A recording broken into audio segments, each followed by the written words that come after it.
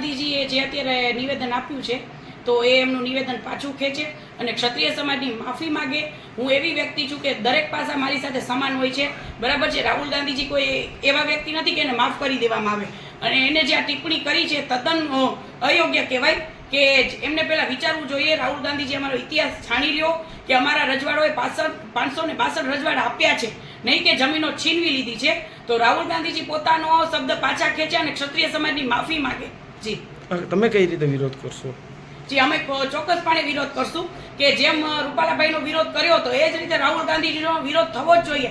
એ ક્ષત્રિય સમાજને વિચારવાનું છે કે ક્ષત્રિય સમાજ જો આ નહીં કરે તો આજે ક્ષત્રિય સમાજ એક રમત જેવો થઈ ગયો છે ને આ રમત જેવો કરનારા અમારા જયચંદો છે કે જે આખું રાજકારણ ક્ષત્રિય સમાજમાં લઈ આવ્યા. અત્યારે એવું થઈ રહ્યું છે, જો આ બધું ક્યાંનું ક્યાં પહોંચ્યું.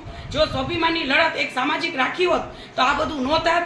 આ જયચંદોએ આખા ક્ષત્રિય સમાજને 20 વર્ષ પાછા ખેંચી ગયા. જી કેટલું સમાજને નુકસાની થઈ બેન? ઘણું બધું. આગળ જતા સમાજને વિચારવાનું છે કે જે અત્યારે જે સમાજે કર્યું છે એ સમાજને જોજો કેટલું બધું નુકસાન થશે. કે જે આપણે રાજકારણ લઈ આવ્યા છીએ રાજકારણ ન આવવું જોઈએ.